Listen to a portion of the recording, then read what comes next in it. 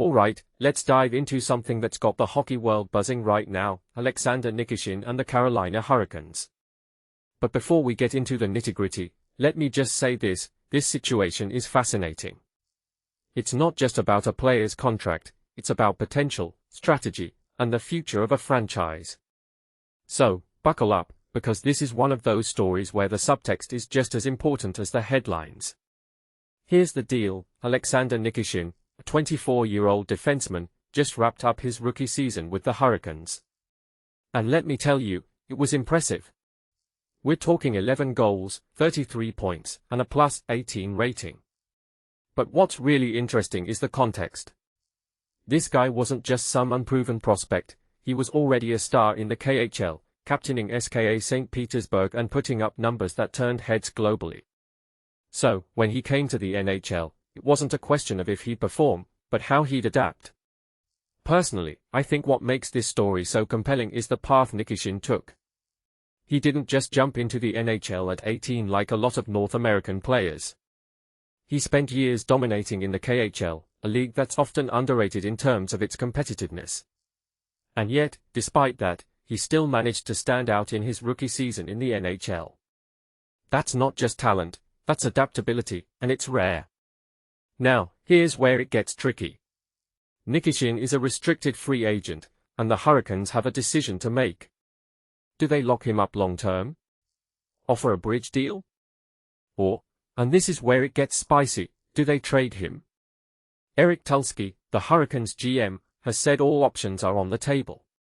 But let's be real, trading a player who just had one of the best rookie seasons in franchise history for a defenseman isn't a small move. It's a gamble, but it's also a statement about where the team sees itself in the next few years. What many people don't realize is that Nikishin's situation isn't just about his stats. It's about his role. In Carolina, he was primarily a third-pairing defenseman, often facing bottom-six competition. Next season, he's going to face tougher matchups, and that's where we'll really see what he's made of. But here's the thing, he's done this before. In the KHL, he went from a steady contributor to a star. So, if you ask me, this guy has the tools to handle a bigger role. The question is, will the Hurricanes give him that chance? If you take a step back and think about it, this is a classic case of a team balancing present success with future potential. The Hurricanes are already a deep squad, with guys like Jakob Slovin and Shane Gostisbehere leading the defense. Adding Nikishin to the mix long-term could solidify their blue line for years. But it could also block younger prospects like Bradley Nadeau, who are knocking on the door. So, do they keep him and risk overcrowding, or do they trade him for immediate impact elsewhere? It's a chess game, and every move matters. One thing that immediately stands out to me is how Nikishin's story challenges the narrative around European players coming to the NHL. There's this idea that they need time to adjust to the smaller rink and the faster pace. But Nikishin didn't just adjust, he thrived. And that raises a deeper question: are we underestimating the readiness of players coming from leagues like the KHL? I think we might be. A detail I find fascinating is how Nikishin's physicality sets him apart. He's not just a scoring defenseman, he's also a guy who lays hits and blocks shots. Since 2010, only 4 other rookie defensemen have scored as much as he did while also recording over 100 hits. That's elite company, and it's a reminder that he's not a one-trick pony. He's the kind of player who can impact the game in multiple ways, and that's exactly what teams are looking for. What this really suggests is that Nikishin isn't just a good player, he's a versatile player. And in today's NHL, versatility is gold. But here's the catch: the Hurricanes already have a lot of gold. So, do they keep adding to their treasure chest, or do they cash in some of their assets to address other needs?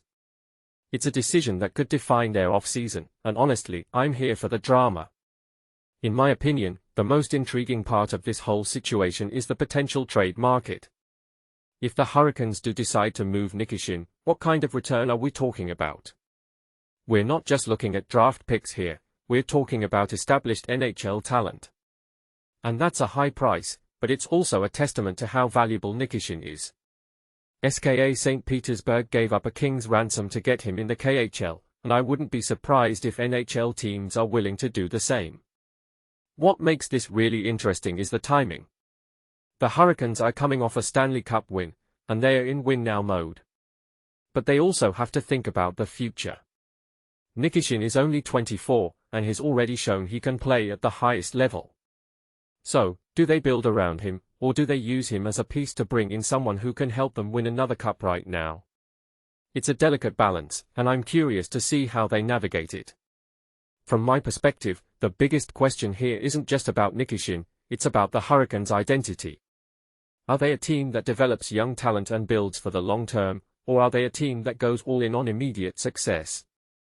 This decision will tell us a lot about where they see themselves in the league's hierarchy. And honestly, that's what makes this offseason so exciting.